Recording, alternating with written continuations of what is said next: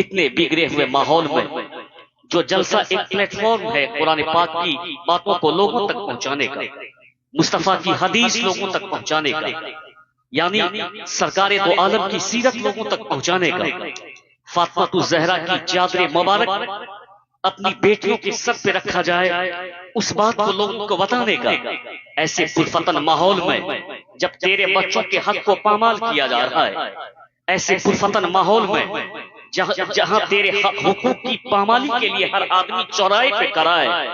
یہاں علم سے قریب ہونا چاہیے تھا ہمیں، یہاں قلم سے قریب ہونا چاہیے تھا ہمیں، یہاں مسجد سے قریب ہونا چاہیے تھا ہمیں، وہ قرآن جو سارے علوم کا سر چشمہ ہے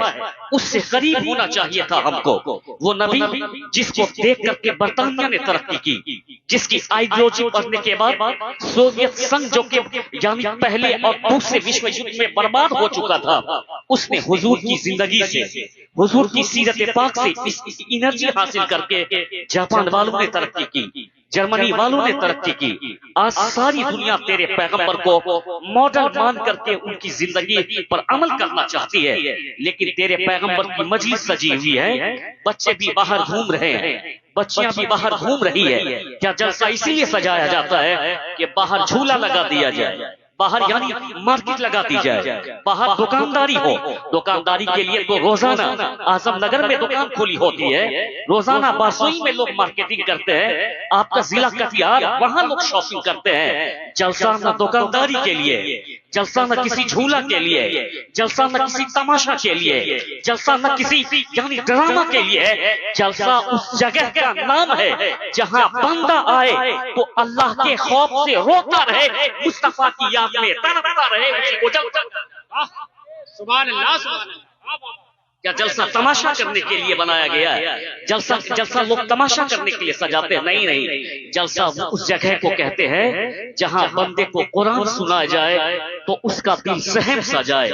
حضور کی حدیث سنائی جائے تو اس کا دل سہم سا جائے، وہ یاد الہی میں روئے، اپنے گناہوں سے توبہ کرے، اپنے گناہوں کی معافی اللہ سے مانگے اور صدق کے دل سے توبہ کر کے کہے الہی میں اب تک بھٹکا ہوا تھا، میں توبہ کر کے نمازی بنتا ہوں، میں توبہ کر کے روزے دار بنتا ہوں، میں توبہ کر کے صحیح مسلمان بنتا ہوں، میں توبہ کر کے کامل مومن بنتا ہوں۔ اس کو جلسہ کہا جاتا ہے، جلسے کا یہ اسٹیٹس ہوتا ہے، جلسے کا یہ مقصد ہوتا ہے، جلسے کا یہ مطلب ہوتا ہے عالموں کے وقار لوگوں کے سامنے میں رکھے جائے۔ میں نے قرآن پاک کی آیت مبارکہ تلاوت کی ہے، آدمی کیسے یعنی اس موضوع کی گفتگو کرے، پہلے تو ان کو تمہید ہی ماننی پڑتی ہے آپ کو سنوارنے کے لیے، 15 سے 20 منٹ لوگ آپ کو سنوارنے کی بات کرتے ہیں تب جا کر کے وہ ٹاپک پہ جاتے ہیں۔ میں نے قرآن پاک کی ایک آیت مبارکہ تلاوت کرنے کا شرف حاصل کیا، زیادہ وقت میرے پاس نہیں ہے، خیر اب بھی جن کو بات سمجھ میں نہیں آئی ہے چھوڑ دیجئے، ہر آدمی اپنے حصے کا کام کرتا ہے، ہم اپنے حصے کا کام کر رہے ہیں، یہاں عالم دین اپنے حصے کا کام کر رہے ہیں، آپ بیٹھ کر کے اپنے حصے کا کام کر رہے ہیں، وہ اپنے حصے کا کام کر رہا، لیکن ناز کرے آپ اپنی قسمت پر کہ آپ اس وقت کسی بازار میں نہیں بھٹک رہے ہیں، بلکہ مصطفیٰ جان رحمت صلی اللہ تعالی علیہ وسلم کی محبت میں مجلس نور میں آپ بیٹھے ہوئے ہیں۔ اللہ نے آپ کو توفیق عطا فرما دی